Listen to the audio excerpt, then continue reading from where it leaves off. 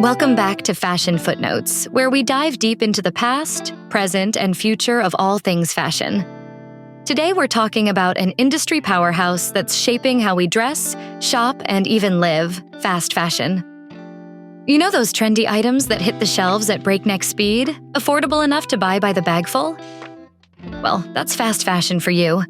And while it's completely revolutionized the fashion landscape, it's a bit of a double-edged sword. Stick around to find out exactly what that means. The good, the bad, and the, well, very controversial.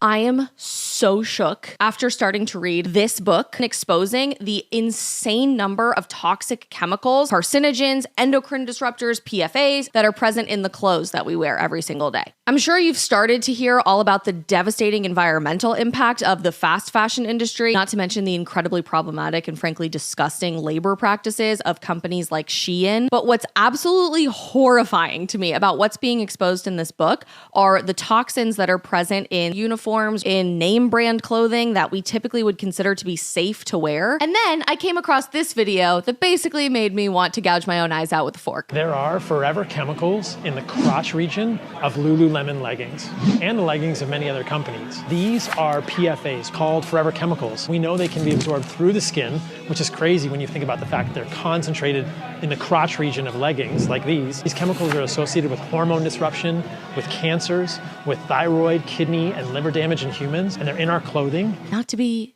the bearer of the tinfoil hat news here, that there may be an ulterior motive behind the agenda. After all, what benefit could possibly exist from needing us to rely on pharmaceuticals, largely for cancer, that people are developing because of compounds found in our food and our skincare and our cleaning supplies, and now even the leggings that we wear to work out to avoid being sick? Just one example, but worth thinking about, isn't it? Chapter 1. What is fast fashion? So, what exactly is fast fashion? Fast fashion refers to the business model that produces massive amounts of clothing quickly and cheaply, inspired by the latest runway trends. Brands like Zara, H&M, and Forever 21 have mastered this formula, giving us access to high fashion-inspired looks without the luxury price tags.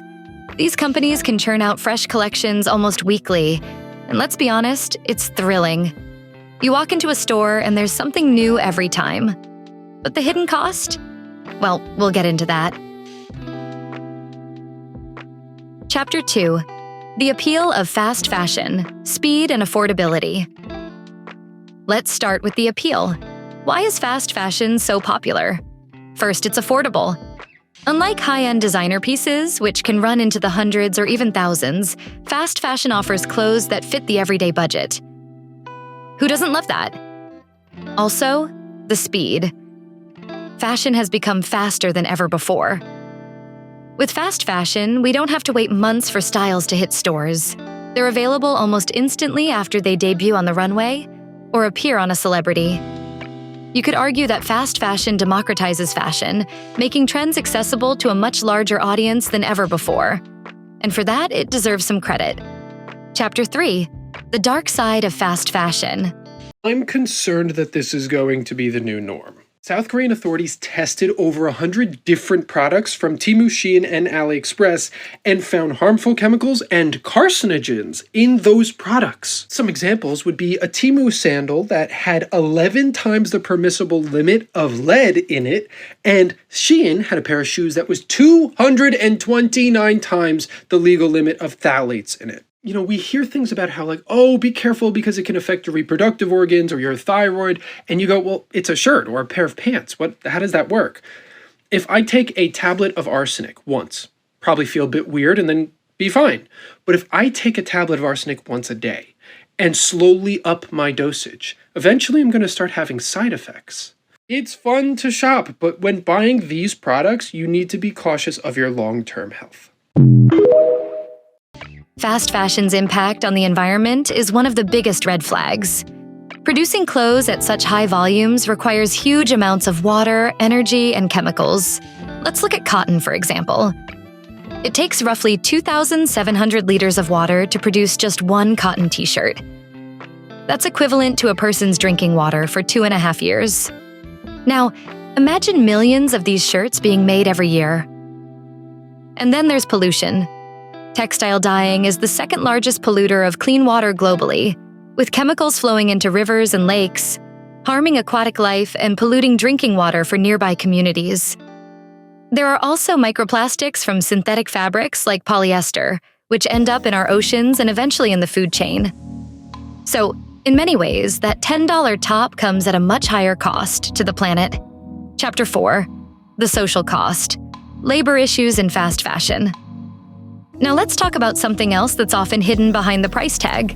People are sick of fast fashion, and I'm going to tell you why. I'm a stylist, and I help the everyday woman. I don't help celebrities. I don't help influencers. I help women who live on planet Earth and who recognize that we live in a recession and people are struggling to pay their bills. Prior to COVID, we were living in this influencer era where everyone was promoting the next best thing. They were talking about buy this off Amazon, buy that off Amazon. And I think that people were more inclined to ride the carousel of trends versus after COVID, people completely changed how they thought about their style and fashion because one, they're working from home, and two, they have less frequent social outings. People now care more about quality over quantity, whereas before quantity was more important than quality. And I see a lot of videos that talk about, well, the quality has just gone down in the last 5 years. And I actually disagree. I think it's just that people have woken up to recognizing bad quality pieces in the stores and they're holding brands accountable for it. The best thing that you can do is looking at the fabric contents on the tag, paying attention and seeing if something is viscose, if it's polyester, if it's any of those really cheap fabrics that are not going to hold up over time. Those are probably things to avoid. Now, if you love shopping at places like Zara where the prices have significantly gone up for the quality, I'm going to show you some better places that you can shop that I think have better quality for the price. This place is Dish. I really love this store. I love all their linen pieces. Their dresses are really great. Some of their dresses are a little bit of a higher price point, but they are actually things that are going to last. So instead of buying 2 dresses at Zara for $200, you can buy one good dress here and it will last you forever. Another one is Naked Fashion. I shop here all the time. I love every single piece I've ever gotten from this store. This brand is called Cotton and I'm obsessed. I think they're a little bit better than Uniqlo, but very similar aesthetic. Sourced Unknown is going to be much higher of a price point, but they are really good investment pieces, especially their coats and jackets. This brand is called Quince, and in my opinion, if you're looking for sweaters, dresses, those silk skirts that everyone is wearing, this is the best place to buy them from. They remind me a lot of Everlane, but they're much cheaper. If you do have to go into the office, but you want a wardrobe that's good for work, but also everyday wear, Modern Citizen is probably my #1 recommended for this type of look. If you like that edgy type of style that leans more trendy, but you still want to have pieces that have longevity, this brand called Menez Duvois, I think I'm saying it incorrectly, I don't know. But this is a great brand that you can find those trendier, unique style pieces, but that still have that longevity in your wardrobe. To keep prices low, fast fashion brands rely heavily on labor in developing countries, where wages are often shockingly low. Factories in countries like Bangladesh, Vietnam, and Cambodia employ millions of workers who make these clothes for wages far below a livable standard. They're working long hours in often unsafe conditions, and incidents like the 2013 Rana Plaza disaster in Bangladesh remind us of the human toll of fast fashion. Brands like H&M have pledged to ensure fair wages and better working conditions. There's still a long way to go. Ethical practices are rarely the standard in the fast fashion industry. So, while fast fashion offers us affordability, it often does so at the cost of the very people who make it possible. Chapter 5: The Fast Fashion Cycle. Why we keep buying. Here's the thing about fast fashion. It's addictive. Trends are produced quickly and disappear even faster, creating a cycle where we're constantly on the lookout for the next big thing. Social media only fuels this cycle. Platforms like Instagram, TikTok, and YouTube show us influencers and celebrities in new outfits daily, making us feel like we need to keep up. So we buy more and more, contributing to the cycle of consumption that's only growing. But the more we buy, the less we value each piece. Many fast fashion items are worn a handful of times before they're discarded, adding to the piles of textile waste.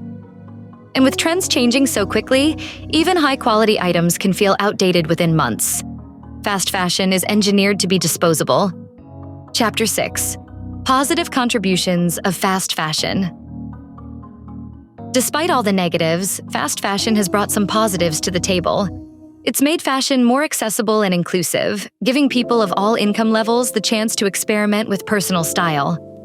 For many, it's a way to express themselves without breaking the bank.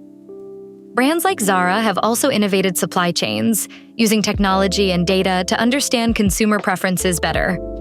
Some argue that this efficiency could lead the industry toward more sustainable practices in the long run. But will they choose to take that path? That remains the question. Chapter 7. Sustainability efforts in fast fashion. Recently, some fast fashion giants have introduced sustainable collections. Zara has its Join Life label, and H&M has Conscious. These lines claim to use eco-friendly materials, and some brands have even introduced in-store recycling programs. It's a good start, but is it enough? Critics argue that these green efforts are often a form of greenwashing, a way for brands to look eco-friendly while continuing with business as usual. Still, if these brands make sustainability mainstream, they could help shift consumer attitudes toward more responsible fashion choices. So it's a step, but maybe just a small one on a very long journey. Chapter 8. What can we do? So, where does that leave us as consumers? The reality is, fast fashion isn't going away anytime soon. But we can make more conscious choices. Consider buying less and investing in quality items that will last. Thrifting and secondhand shopping are other great ways to keep clothing out of landfills. Brands like Patagonia and even some luxury labels are investing in durability and repair, encouraging us to buy less, but buy better. We can also support brands that prioritize ethical labor practices and environmental responsibility. Voting with our wallets can signal to the industry that we want change. Ultimately, the future of fashion lies in our hands as much as it does with the brands.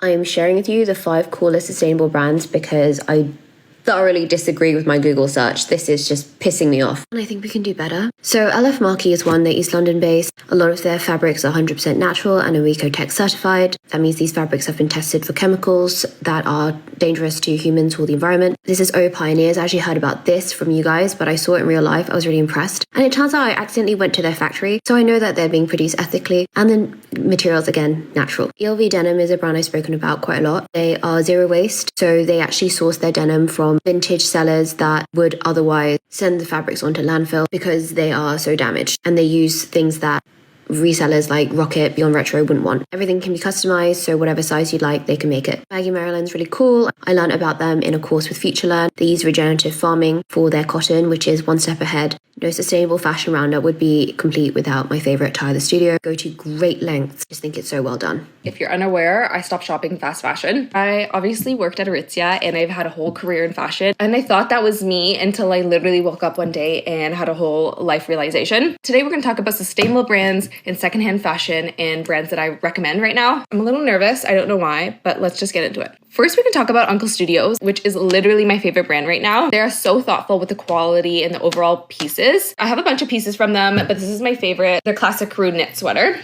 I've already washed it multiple times and it's held up amazingly. Amazingly, is that a word?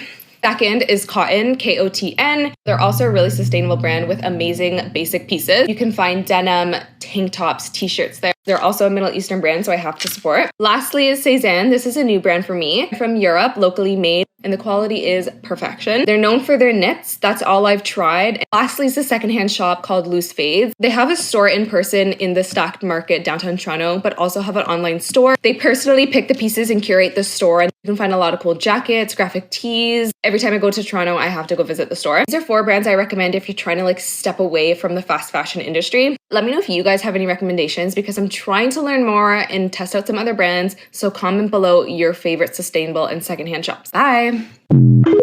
Chapter 9. Conclusion. Fast fashion is complicated. It's a mix of innovation, accessibility, and undeniable impact on both people and the planet. It's a story of contradictions. Affordable but costly, stylish but disposable, exciting but exploitative. The choice, as always, lies with us. How we respond will shape the industry's future and its impact on our world. Thanks for joining us today on Fashion Footnotes as we unraveled the story of fast fashion. If you found this video insightful, don't forget to like, subscribe, and let us know in the comments what you think about fast fashion. Should we embrace it, change it, or reject it entirely? Until next time, keep questioning, keep exploring, and keep loving fashion. But maybe just a little more mindfully.